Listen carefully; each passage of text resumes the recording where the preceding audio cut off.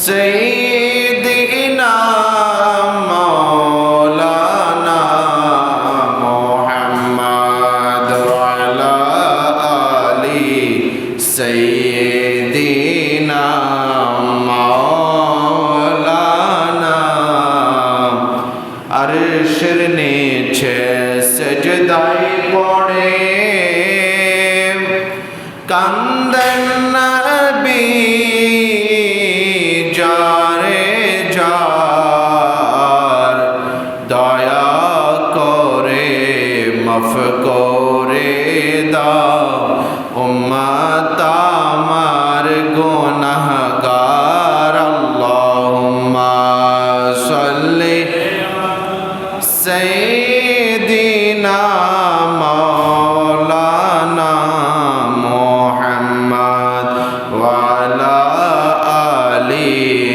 سيدنا مولانا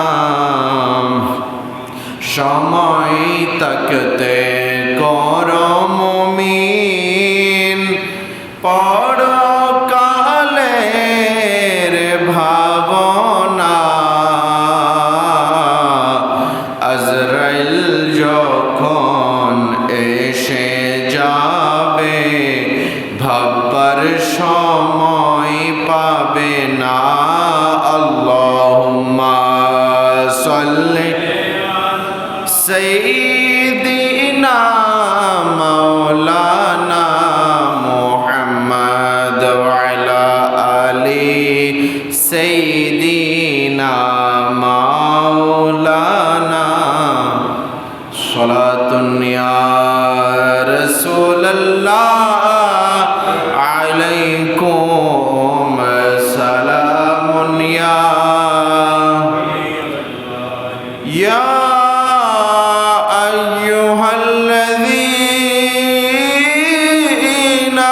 آمنوا صلوا عليه وسلموا تسليما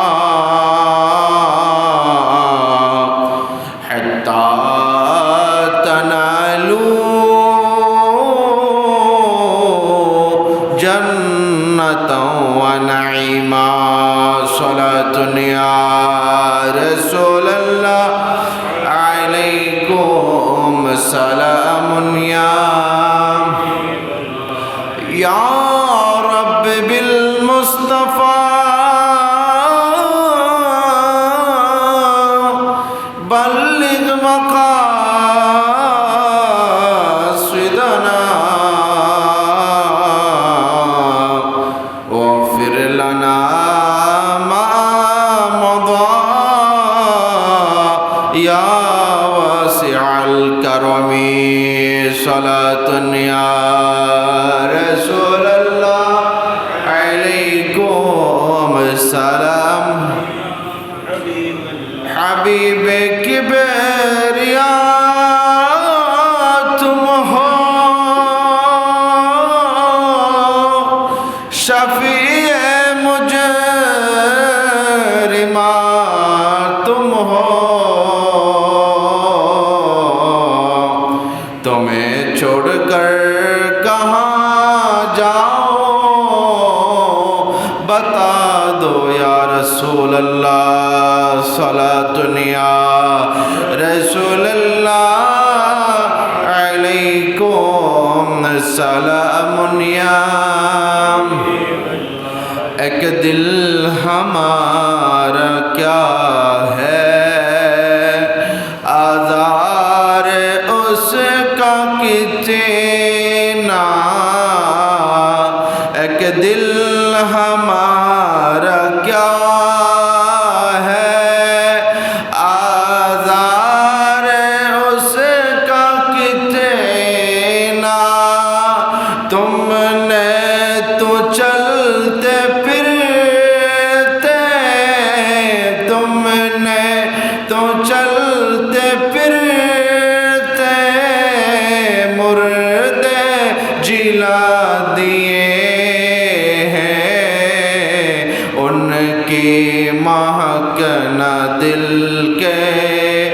गुंछे खिला दिए हैं, जिस राह चल गए हैं कोचे बसा दिए हैं।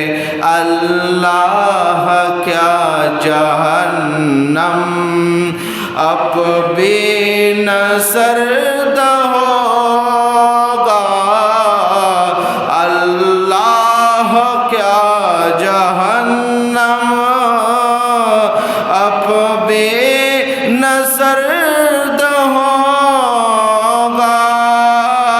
रो रो के मुस्तफा ने, रो रो के मुस्तफा ने दरिया बहा दिए हैं। उनकी महक न दिल के गुंछे खिला दिए हैं। मेरे करीमों से गर कतरा किसी ने मांगा, मेरे करीम से घर कतरा किसी ने मांगा, दरिया बहा दिए हैं, दुर्बे बहा दिए हैं। उनकी महक न दिल के गुंछे खिला दिए हैं, जिस राह चल गए हैं कोचे बसा दिए हैं। मोहतरम अल मकाम दिल मजद वल एहतशाम, सम्मानित मुसल्लिन किराम, पर्दानशीन মা বোনেরা, রহিমানি ও রহিমাকুমুল্লাহ, আসসালামু আলাইকুম ওয়া রাহমাতুল্লাহি ওয়া বারাকাতুহু।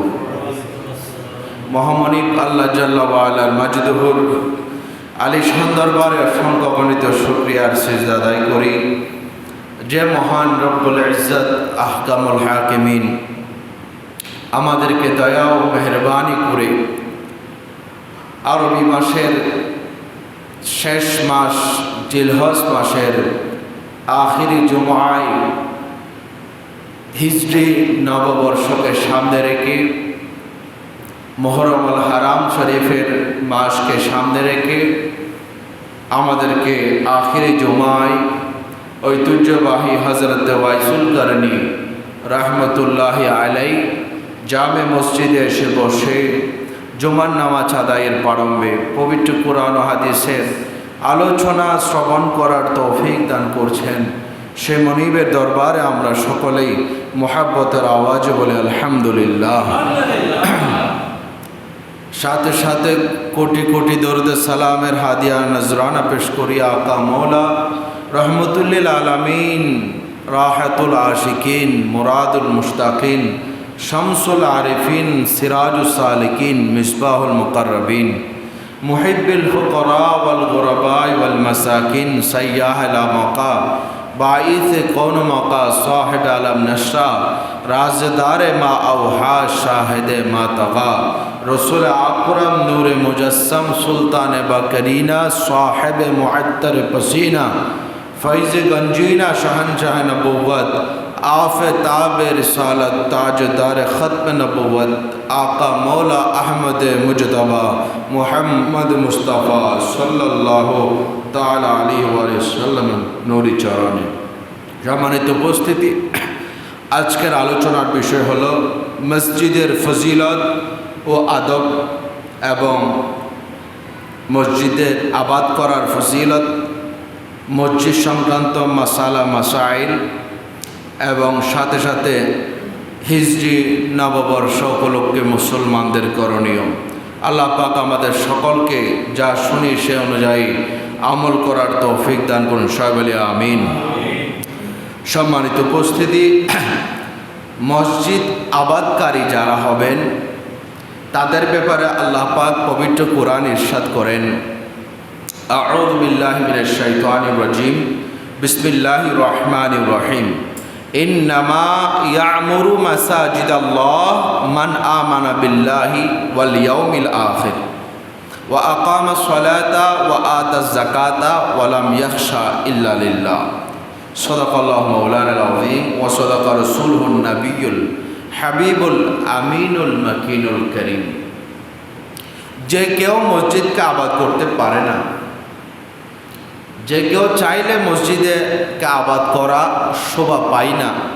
আল্লাহ বলছেন যারা মসজিদের আবাদকারী হবেন তাদের কিছু স্পেশাল বৈশিষ্ট্য থাকবে। যারা মসজিদকে আবাদ করবেন তাদের স্পেশাল বৈশিষ্ট্য থাকবে। তারা কারা? আল্লাহ বলছেন ইন্নামা নিশ্চয়, ইয়া'মুরু আবাদ করবে, মাসাজিদ আল্লাহ আল্লাহর মসজিদগুলোকে আবাদ করবে। কারা? আল্লাহ বলেন মান আমানা বিল্লাহ, যারা পরিপূর্ণভাবে আল্লাহর প্রতি বিশ্বাস স্থাপন করে। সুবহানাল্লাহ। দ্বিতীয় হলো ওয়াল ইয়াউমিল আখির, এবং সে যে মরবে, মৃত্যুর পর তার দুনিয়ার জীবনে শেষ জীবন নয়, আখিরাতের চিরস্থায়ী একটা জীবন রয়েছে। এই ক্ষণস্থায়ী জীবনের পরে যে একটা আখিরাতের হিসাব নিকাশ তাকে চোকাতে হবে, এই বিষয়ে তার পরিপূর্ণ ঈমান রাখা জরুরি। আল্লাহ বলছেন আমার মসজিদগুলোকে আবাদ করবে, আমি আল্লাহকে বিশ্বাস করবে এবং আখিরাতের প্রতি পরিপূর্ণ তার বিশ্বাস থাকবে। এরপর আল্লাহ 3 নম্বর বৈশিষ্ট্য বর্ণনা করতে গিয়ে বলেন ওয়া আকামাস সালাতা, নামাজ কায়েম করবে। নামাজ কায়েম করতে হবে। যারাই নামাজে কায়েমকারী, যারাই নামাজ পড়নেওয়ালা, তারাই মসজিদের রক্ষক, তারাই মসজিদের হেফাজত করবে। ওয়া আতাজ যাকাতা, এবং যাকাত আদায় করবে। যার উপর যাকাত ওয়াজিব ফরজ তাকে যাকাতও দিতে হবে। এগুলো হচ্ছে মসজিদ আবাদকারীর বৈশিষ্ট্য। আর একটা আল্লাহ বৈশিষ্ট্য বর্ণনা করে গিয়ে বলে ওয়ালাম ইয়াখশা ইল্লাল্লাহ, তারা আল্লাহ ছাড়া কাউকে ভয় করে না। তাহলে আমরা একটা মাপকাঠি পেলাম। মসজিদ আবাদকারীর মাপকাঠি হলো যারা আল্লাহর প্রতি পরিপূর্ণ বিশ্বাস। আপনি চিন্তা করবেন আমরা আদৌ কি আল্লাহকে পরিপূর্ণ বিশ্বাস রাখি কিনা? আমরা তো মুখে মুসলমান দাবিদার, কিন্তু আমাদের আল্লাহর প্রতি যদি পরিপূর্ণ বিশ্বাস থাকতো, আমরা কখনোই ইয়াহুদি নাসারাদের অনুসরণ করতাম না। আমরা কখনোই নামাজ ত্যাগ করতাম না। আমরা কখনো যাকাত আদায়ে বিলম্বনা করতাম না। আমরা কখনোই মানুষকে ভয় পেতাম না, আল্লাহকে ভয় পেতাম। সুবহানাল্লাহ। কিন্তু আমরা যদিও বা রসম অর্থাৎ মুসলমানদের একটা রসম হিসেবে আমরা মুসলমানদের, হাকিকতান আমরা মুসলমানদের মধ্যে নাই। আল্লামা ইকবাল সুন্দর করে বলেছেন, রসমে আজা রহ গিয়া है, रूह बेला ली ना रही, फलसफा रह गया है, तलकीन गज्जा ली ना रही। বলছেন আজানের রসম রয়ে গেছে। আজান প্রত্যেকটা সারা বাংলাদেশের মধ্যে হাজার হাজার মসজিদ আছে। প্রত্যেকটা মসজিদে আগের মতো আজান হয়, কিন্তু সে আজান নাই যে আজান বেলাল রাদিয়াল্লাহু তাআলা আনহুর আজানই ছিল। যে আজানের রুহানিয়ত, সেই রুহানিয়তটা আমাদের নাই।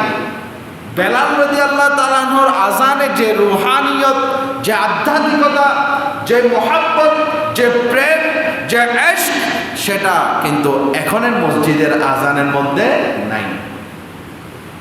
ফলসফা রহ গিয়া হ্যায়, আর দার্শনিকতা রয়ে গিয়েছে, কিন্তু তালকিনে গজ্জাল লীনা রহি। আল্লামা হুজ্জাতুল ইসলাম ইমাম গাজ্জালি রহমতুল্লাহ আলাইহি, তার মতো দর্শন চিন্তা এখন নাই। এখন বড় বড় বুদ্ধিজীবী আছে, বড় বড় দার্শনিক আছে, কিন্তু ইমাম গাজ্জালী রহমতুল্লাহ আলাইহি যে দর্শন দিয়েছে মুসলমানদেরকে, সেই দর্শন থেকে আমরা অনেক দূরে। আজকে আমরা অনেক দূরে।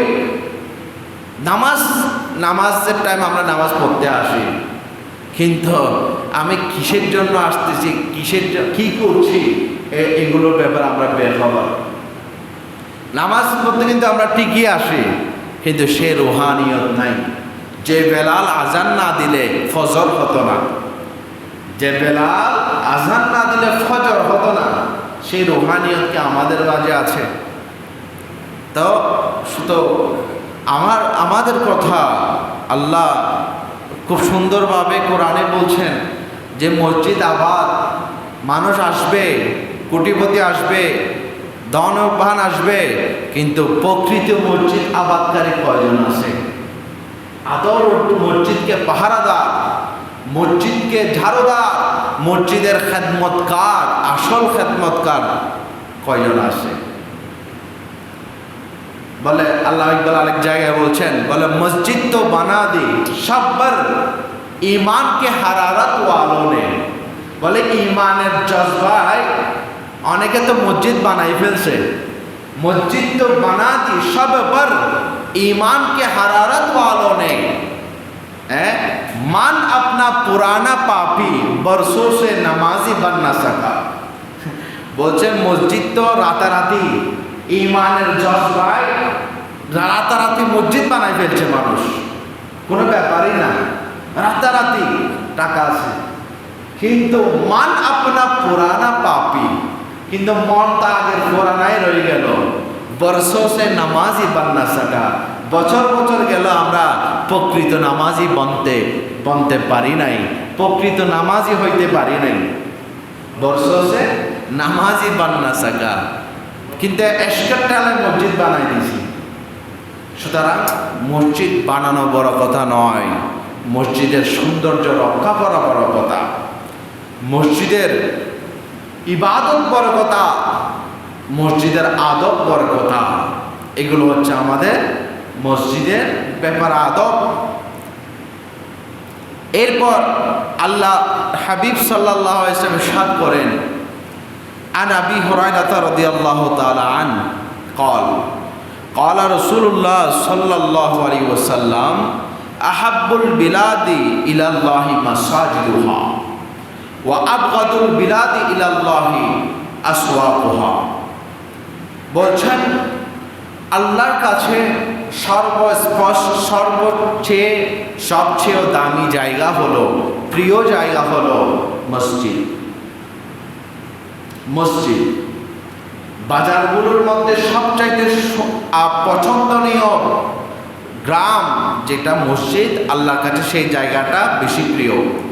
এবং আল্লাহর কাছে ওয়া আবগাদুল বিলাদ ইলাল্লাহ, আল্লাহর কাছে সর্বনিকৃষ্ট জায়গা হচ্ছে আসওয়াকহা, বাজারগুলোতে, চায়ের দোকানগুলোতে, গল্প গুজবের আড্ডাগুলোতে, এগুলো আল্লাহর কাছে বেশি অপ্রিয়।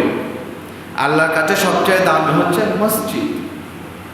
আপনি দেখুন তো এই মসজিদ, এই পরিপূর্ণ পবিত্র যেটা আল্লাহর কাছে প্রিয় জায়গা, এই প্রিয় জায়গার মধ্যে আমরা আসতেও লেট করি, যেতে তাড়াতাড়ি করি, কিন্তু প্রিয় জায়গা আমাদের অবস্থা সম্পূর্ণ বিপরীত। আমরা মসজিদে আসি লেট করে, কিন্তু যাই সবার আগে। আর যেখানে আল্লাহর প্রিয় না, অপ্রিয় জায়গা, চায়ের দোকান, আড্ডা, গুজব মারা, বাজার, যেখানে বিভিন্ন মিথ্যাচারিতা, গালিগালাজ, অনর্থক কথাবার্তা চলে, অন্যের গীবত চলে, অন্যের চুগলখড়ি চলে, ওইখানে আমরা বেশি মজা করে বসি। ওখানে ঘন্টার পর ঘন্টা গেলেও আমাদের সময় দেখার সময় নাই। আর মসজিদে আসিলে, আমরা প্রবেশ করিলে আমাদের অন্তরের মধ্যে হার্টবিট বেড়ে যায়। আমরা কিভাবে মসজিদ থেকে পার হয়ে যাই, কিভাবে আমরা বের হয়ে যাই, সেই চিন্তায় আমরা মগ্ন থাকি। আপনি চিন্তা করুন, এটা সত্যি কথা। মসজিদ যেখানে আল্লাহর প্রিয় জায়গা, সেখানে আমরা বসতে রাজি না, যেটা আল্লাহর অপ্রিয় জায়গা সেখানে আমরা বসতে রাজি। আমার ভাইরা, এই জন্য আল্লাহ পাক আমাদের সকলকে মসজিদের ফজিলত বোঝার তৌফিক দান করুন, সবাই বলে আমিন। এবার আসলে মসজিদে যে আপনি আসতেছেন, আপনারা হচ্ছে আল্লাহর মেহমান, আপনারা আল্লাহর মেহমান। আল্লাহর হাবিব বলছেন যে আন আবি হুরায়রা রাদিয়াল্লাহু তাআলা আন্না নবী সাল্লাল্লাহু আলাইহি ওয়াসাল্লাম قال মান গাদা ইলাল মসজিদি আও রাহা আ'আদাল্লাহু লাহু নাজলাহু মিনাল জান্নাতি কুল্লামা গাদা আও রাহা।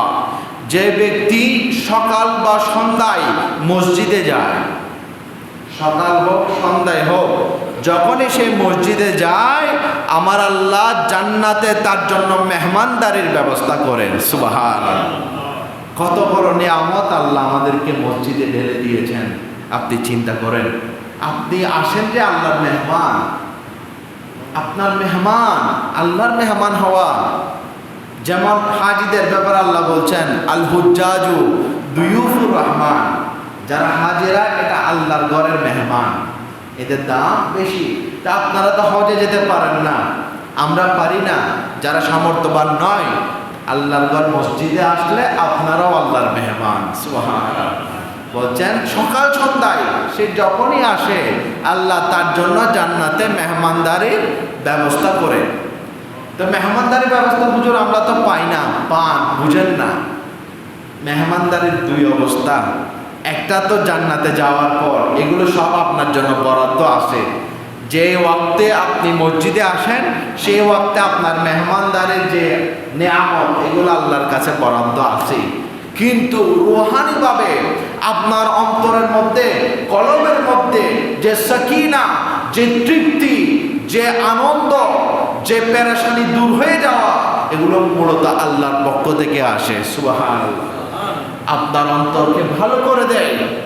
আপনি মসজিদে আসলে আপনার অন্তর পেরেশান, টেনশন দূর হয়ে যায়, বলে এটা আল্লাহর পক্ষ থেকে রহমত, মেহমানদারির কারণে আপনার কলব পরিষ্কার হয়ে যায়। সুবহানাল্লাহ।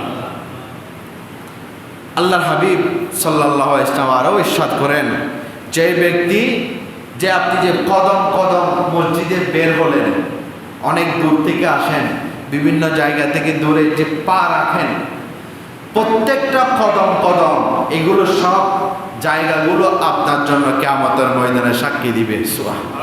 আপনার পায়ের ছাপগুলো সব আপনার আমলনামায় লিপিবদ্ধ হচ্ছে যে আপনি মসজিদ পানে আসার জন্য আপনি পা কদম রাখতেছেন, প্রত্যেকটা কদমের যে ছাপ বসেছে ওই ছাপগুলো কিয়ামতের ময়দানে আপনার জন্য সাক্ষী দিবে। সুবহানাল্লাহ। এবং আপনি কদম দিয়ে উঠাচ্ছেন, একটা একটা সগীরা গুনাহ ঝরতেছে, কদম দিচ্ছেন সগীরা গুনাহ ঝরতেছে। একদিন আল্লাহর হাবিব সাল্লাল্লাহু আলাইহি ওয়াসাল্লাম হযরত আবু যর গিফারি রাদিয়াল্লাহু তাআলা আনহুকে সাথে নিয়ে হাঁটতেছিলেন শীতের সকাল। তখন হঠাৎ একটা গাছ দেখতেছেন, একেবারেই শীতকালে তো গাছ শুকিয়ে যায়, পাতাগুলো ঝরে যায়। আল্লাহর হাবিব সাল্লাল্লাহু আলাইহি ওয়াসাল্লাম গিয়ে গাছটাকে এমনভাবে একটা ঝাড়া দিলেন, জোরে একটা ঝাড়া দিলেন। ঝাড়া দেওয়ার সাথে সাথে অনেক পাতা ঝরতে লাগলো, কারণ পাতাতে শুকিয়ে গেছে। তখন আল্লাহর হাবিব সাল্লাল্লাহু আলাইহি ওয়াসাল্লাম আবু যর গিফারি রাদিয়াল্লাহু তাআলা আনহুকে বলেন, ওগো আমার সাহাবী আবু যর, তুমি বলো এই গাছ কিভাবে পাতা পড়ছে দেখতেছো? বলছে ইয়া রাসূলুল্লাহ, হ্যাঁ। বলছে এভাবেও বান্দার গুনাহ মাফ হয়, যেভাবে গাছের পাতাগুলো একেবারে ঝরতেছে এভাবে বান্দার গুনাহগুলো ঝরে। বলে ইয়া রাসূলুল্লাহ কিভাবে? বলে যে ব্যক্তি সকাল সন্ধ্যা 5 ওয়াক্ত নামাজ যে ঠিক রাখবে, 5 ওয়াক্ত নামাজ যে পড়বে, যেভাবে পাতা গাছের পাতাগুলো ঝরতেছে তার গুনাহগুলো তার আমলনামা থেকে এভাবে ঝরতে থাকবে। সুবহানাল্লাহ। শুধু আসা যাওয়ার মধ্যে আপনার এত সওয়াব, বসলে কি সওয়াব! আহা, আপনি যে এসে তাড়াতাড়ি এসে এই জুমার নামাজের জন্য ওয়েট করতেছেন, বা অন্য জোহরের ওয়াক্তের মধ্যে আসলেন, আসার পরে আপনি বসে আছেন জামাত কায়েম হওয়ার আগ পর্যন্ত, তখন কি করে ফেরেশতারা জানেন? একটা ফেরেশতা আসে আপনার সামনে, আপনি বসতেছেন, শুধু বসে আছেন, আল্লাহর কাছে ওই ফেরেশতা বসে দোয়া করে, আল্লাহ ইরহাম আলা ইবাদি, তোমার এই বান্দার উপর তুমি দয়া করো, তার গুনাহগুলোকে মাফ করো। সুবহানাল্লাহ। ফেরেশতা একটা ডাইরেক্ট নিয়োগ হয়ে যায়, আপনি শুধু জামাতের জন্য ওয়েট করতেছেন, সেই জন্য জামাত পড়ার জন্য শুধু সুন্নাত পড়ে বসে আছেন, কোনো দরুদ দোয়া পড়তেছেন না, তবুও একটা ফেরেশতা আপনার জন্য বরাদ্দ আল্লাহ দিয়ে দিয়েছেন। শুধু ফেরেশতা আল্লাহর কাছে, আল্লাহ এই বান্দার গুনাহ মাফ করে দাও, আল্লাহ এই বান্দার গুনাহ মাফ করে দাও। সুবহানাল্লাহ। তো আমরা, আমার ভাইরা, এখনো কেন নামাজ থেকে দূরে, এখনো কেন আল্লাহর ইবাদত থেকে দূরে, এখনো কেন আমরা এই নিয়ামত থেকে দূরে? আপনারা এই হাদিসটা সহিহ বুখারী মুসলিম উভয়ে অসংখ্যবার এসেছে। আল্লাহর হাবিব সাল্লাল্লাহু আলাইহি ওয়াসাল্লাম ইরশাদ করেন, আন আবি হুরায়রা রাদিয়াল্লাহু তাআলা আনিন নবী সাল্লাল্লাহু আলাইহি ওয়াসাল্লাম সাবাতুন ইউজিল্লুহুমুল্লাহু ফি জিল্লি ইয়াওমা লা জিল্লা ইল্লা জিল্লু, যে 7 শ্রেণীর বান্দাদেরকে আল্লাহ আরশের নিচে ছায়া দিবেন, যেই দিন কোনো আল্লাহর আরশের ছায়া ছাড়া কোনো ছায়া থাকবে না, উত্তপ্ত ময়দান থাকবে, কঠিন মুহূর্ত থাকবে, ইয়া নফসি চলবে। ওই সময় আরশের নিচে ছায়া দিবে কিছু বান্দাদেরকে, বলে 7 শ্রেণী তারা, যেটা তো তার মধ্যে একটা হলো কে, বলে রজুলুন কলবুহু মুআল্লাকুম বিল মসজিদ, বলো ওই বান্দা, যে বান্দা কলবটা সার্বক্ষণিক মসজিদের সাথে সম্পর্ক রাখে। সুবহানাল্লাহ। এটা কেমন? বলে এটা হলো, ধরেন আপনি জোহর পড়লেন, জোহর পড়ার পর আপনি বাইরে গেলেন, নাস্তা পানি করলেন, কিন্তু আপনার অন্তরে কলবে এই নিয়ত, আল্লাহ আজ মাগরিব আসরের আজান দিলে তো আবার আজান মসজিদে যাইতে হবে, এই চিন্তা যেটা করছেন, এটার নাম হচ্ছে কলবুহু মুআল্লাকুম বিল মসজিদ। মসজিদের সাথে সম্পর্ক আপনার কলবে, যে আমার আজান দিলে তো মসজিদে যেতে হবে, যে চিন্তা করছেন, এটাকে বলে রজুলুন কলবুহু মুআল্লাকুম বিল মসজিদ, যে আপনার কলবটা মসজিদের সাথে রিলেটেড। এই টেনশনটা সবসময় যখন আপনার কাজ করবে, না আমার তো নামাজ আজান দেবে, এখন নামাজ পড়বো, এখন এশা পড়বো, এখন মাগরিব পড়বো, এই যে চিন্তা, এটার মাধ্যমে কত ফজিলত জানেন? এটার মাধ্যমে কত ফজিলত! আপনাকে কাল কিয়ামতের ময়দানে আরশের নিচে ছায়া দিবে। সুবহানাল্লাহ।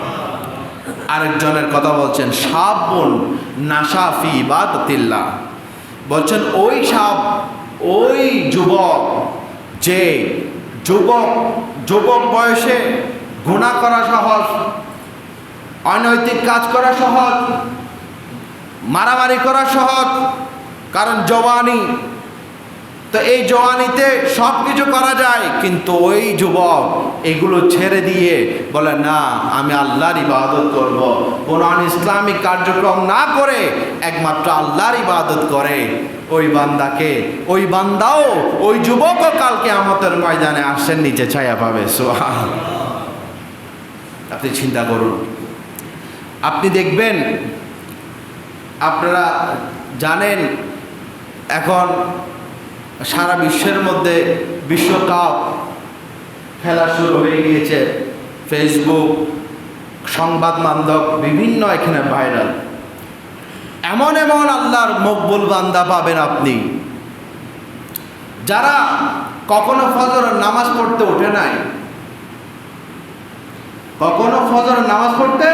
ওঠে নাই, কিন্তু আপনি দেখবেন খেলা চলতেছে, অমুক দলের সাথে অমুক দল, কখন? ফজর 4টা, কয়টায়? 4টায়।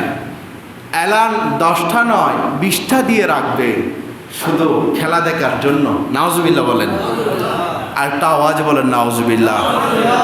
মুসলমানের সন্তান আমি মুসলমান ঘরের জন্ম নয়, একজন অকাল পুষ্পান্ত অপদার্থ। আমি কখনো ফজর নামাজের জন্য এরকম আমার অন্তর টেনশন কাজ করে নাই, হাই কালকে ফজর পড়ব, আম্মু আমাকে ডেকে দিও, আব্বু আমাকে ডেকে দিও, অ্যালার্ম 10টা দিব, এটা আমি করি নাই।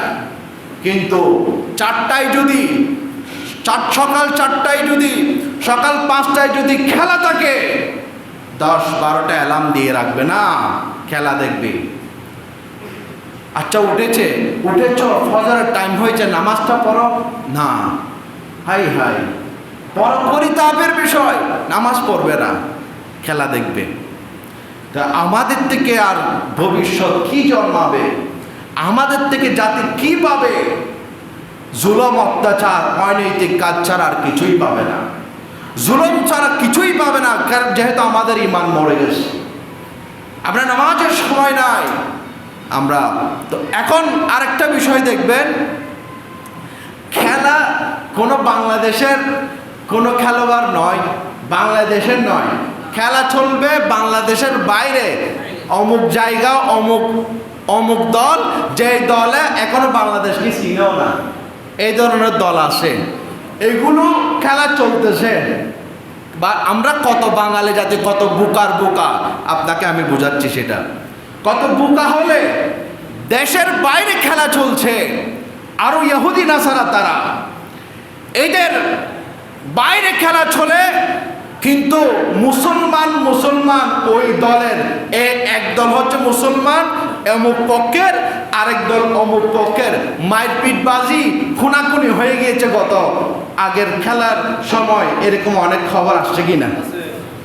মারপিটকারী কতল পর্যন্ত হয়ে গিয়েছে, মারা গেছে, শুধুমাত্র দলে দলে, মানে ও অমুক দল সাপোর্ট করে, ও অমুক দল সাপোর্ট করে, দলে দলে সাপোর্ট। দেশের বাইরে আমার মতো বোকা সেই দলকে মহব্বতে, আহা নাউজুবিল্লাহ, অনেকে রোজা রাখে, নাউজুবিল্লাহ বলেন, দল জিতার জন্য রোজা রাখি, ইহুদি নাসারার জন্য। আপনার ইমান এখানে গেছে,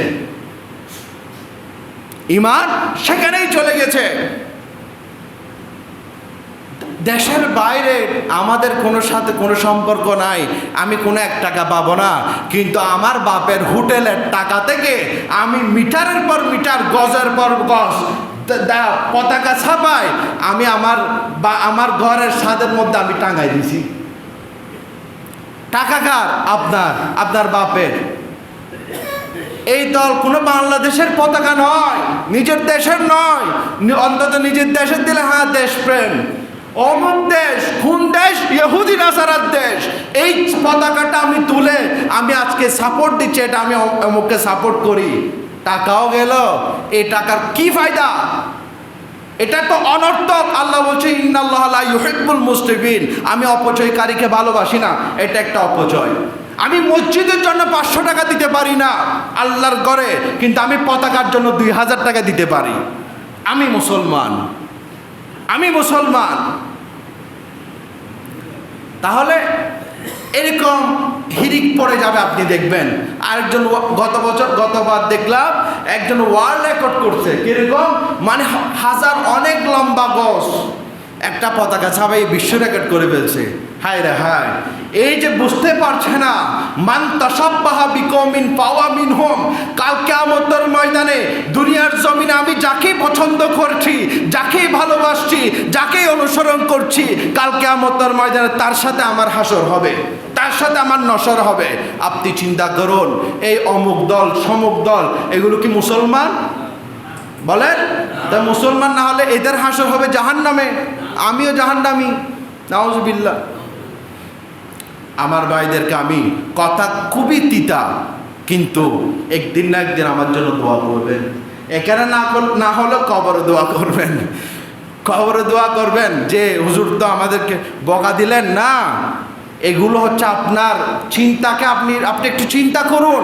আমি এই টাকাটা একটা গরিব মানুষকে দিলে তো 2 মুঠো ভাত পাই, 100 টাকা, এই টাকা আমি না দিয়ে আমি অপচয় করছি কিসের জন্য? আরেকটা পাবেন দোকানে, চায়ের দোকানে, বিভিন্ন জায়গায় যেখানে মানুষ তেমন থাকে না, জুয়া খেলাকে কেন্দ্র করে অমুক দল জিতবে 1 লাখ টাকা, অমুক দল দেখবে, এভাবে জুয়ার আসর বসিয়ে যারা যেখানে জায়গা দিয়েছে, যেই দোকানে এই ধরনের কাজ হয়, যেই দোকানদার জায়গা দিয়েছে, প্রথমে আল্লাহ ধরবে তাকে। এখানে যত গুনাহগার হচ্ছে আগে দোকানের মালিক দায়ী, এক। দ্বিতীয়ত এই জুয়ার মাধ্যমে কতজন যে বউ তালাক হয়ে গেছে, কতজনের বউ যে বিকৃত হয়ে গেছে, কতজনের যে সর্বস্ব হারিয়েছে, এরকম নজির আছে কিনা? একটা হচ্ছে মদ, আর একটা হচ্ছে জুয়া। এই দুইটা পুরা ঘরকে একটা সুন্দর শান্তির জান্নাতি পরিবেশকে জাহান্নাম বানিয়ে দেয় এই দুইটা জিনিস। একটা হচ্ছে মদ, আর একটা হচ্ছে এই জুয়া। এখন দেখবেন এই খেলাকে কেন্দ্র করে জায়গায় জায়গায় এরকম আসর বসবে। আল্লাহর ওয়াস্তে হারাম। এই টাকার কোনো বরকত নাই। আপনি মনে করছেন আমি তো অনেক টাকা লাভ, 1 লক্ষ টাকা, এটা আপনাকে শয়তান একটা ফাঁদে ফেলেছে। জুয়া খেলা মানে প্রথমে আপনি আল্লাহ বলছেন এখানে দুইটা, এখানে ক্ষতিও আছে লাভও আছে, কিন্তু লাভের চেয়েও ক্ষতির পরিমাণ বেশি। এই জন্য তোমাদের জন্য এটা হারাম।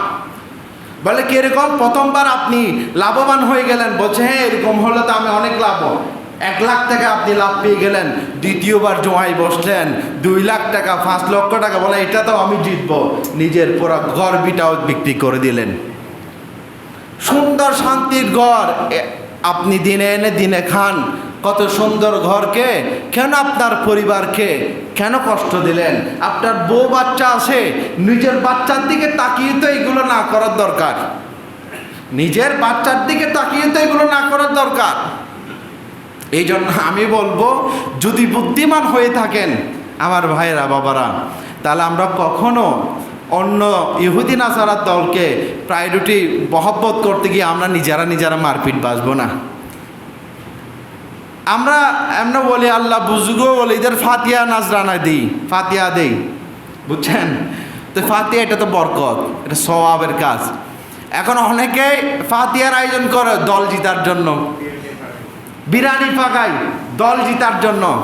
নাউজুবিল্লাহি মিন যালিক, এটা স্পষ্ট বেদাত, হারাম কাজ। আপনি ওলি আল্লাহ নজরানা মানত, আপনি যে ফাতিহা করে এটা সওয়াবের কাজ। এগুলো করলে আমাদের কত বেদাতের ফতোয়া চলে আসে। এখন দলের জন্য, এই অমুক তমুক দলের জন্য ফাতিহা বিরিয়ানি পাকায়, এখানে কোনো বেদাত নাই, এটা সব জায়েজ। আমি বলবো মুসলমান হুঁশিয়ার হওয়ার প্রয়োজন। আপনি যাকে যে দলকে সাপোর্ট করেন এদের হাতে দেখিয়েন, হাতে এক লোগো দেয় তারা, লোগো যেগুলো ট্যাটু তো হারাম স্পষ্ট। ট্যাটু লাগানো হাতে, অনেক মুসলমানের ছেলে ট্যাটু লাগায়, নামাজ রোজা কিছু হবে না। এই ট্যাটু এগুলোকে আল্লাহ এবং আল্লাহ রসুল লানত করেছেন, যারা হাতে শরীরে মুখে ট্যাটু লাগায়। এই ইয়াহুদি নাসারার দল এগুলো যেগুলো বিশ্বকাপে খেলছে, এদের হাতে দেখবেন লোগো আছে, এখানে 1 চোখওয়ালা। কয় চোখ? কিয়ামতের আগে একটা মানুষ আসবে, তার নাম হচ্ছে দাজ্জাল। তার নাম কি? এই দাজ্জালের কয় চোখ হবে? এরা দাজ্জালের অনুসারী। আমরা মুসলমান, তাকেই আমরা ফলো করছি। তারা ইসরায়েলকে লক্ষ কোটি টাকা সাপোর্ট দেয় শুধু ফিলিস্তিনের মুসলমানকে মারার জন্য। এরাই, আমি তাদেরকে সাপোর্ট করি। নাউজুবিল্লাহ বলবেন না আমার ভাইয়েরা? আমি তাদেরকে সাপোর্ট করি যারা লক্ষ টাকা, শুধু কোটি কোটি, বিলিয়ন ট্রিলিয়ন শুধু ইসরায়েলকে টাকা দেয় শুধু মুসলমানদেরকে মারার জন্য। আমি সাপোর্ট করি। কি লাভ? কি লাভ? কত ওয়াক্ত নামাজ যে আমার কাজা হয়ে যাবে এই খেলাকে কেন্দ্র করে, আপনি চিন্তা করিয়েন না। আমি লাইভ দেখতে হবে, লাইভ চলে গেলে তো এটা আর দ্বিতীয়বার পাবো না। এই মজা তো আলাদা, কিন্তু নামাজের মজা আমি এখনো পাই নাই। আমি খেলার জন্য নামাজকে ত্যাগ করে দিয়েছি, নামাজের জন্য খেলাকে ত্যাগ করতে পারি নাই। বিদায় আমার হাসরও কাল কিয়ামতের ময়দানে ওই সমস্ত ব্যক্তি, ইহুদি নাসারার হাসর যেখানে হবে, আমারও হাসর সেখানে হবে। অনেক কথা বলার বাকি, সময় শেষ। আমার ভাইরা, মসজিদের আজকে আদবের শুধু একটা অংশ বললাম, এখানেই সময় শেষ। ইনশাল্লাহ আগামী জুমায় আরও কিছু অনেক আদব বাকি রয়ে গিয়েছে, যেটা বলার বাকি। আপনারা তো আগে আসেন না, কি বলবো? আগেই চলে আসবেন, অন্তত একটা সপ্তাহ জুমায় আগে চলে আসুন, কিছু বক্তব্য শুনেন, একটু নসিহত আল্লাহ রসুলের ওয়াস্তে শুনেন, জীবন পরিবর্তন করুন। একটু আগে আসুন, ইনশাল্লাহ আরও আলোচনা হবে। এতটুকু যেহেতু অনেক আলোচনা বাকি আছে, আল্লাহ পাক আমাদের সকলকে কবুল করুক, আমিন। বিশেষ করে আজকে দোয়া করবেন, এক ভাই দোয়া চেয়েছেন, মরহুমা মোমেনা বেগম, ওনার জন্য দোয়া করবেন। আজকের জুমার দিনের উসিলায়, মুসল্লির কেরামের উসিলায় আল্লাহ পাক যেন তার সমস্ত জিন্দির গুনাহতা মাফ করে দেন। সবাই বলে আমিন। সগিরা কবিরা জানা অজানা সমস্ত গুনাহ যেন মুমিনা বেগমের গুনাহ যেন মাফ হয়ে যায়। এবং এটা আমাদের নামাজের পরে ফাতিহা মিলাদের ব্যবস্থা আছে, মিলাদের পর আপনাদের জন্য তবরুক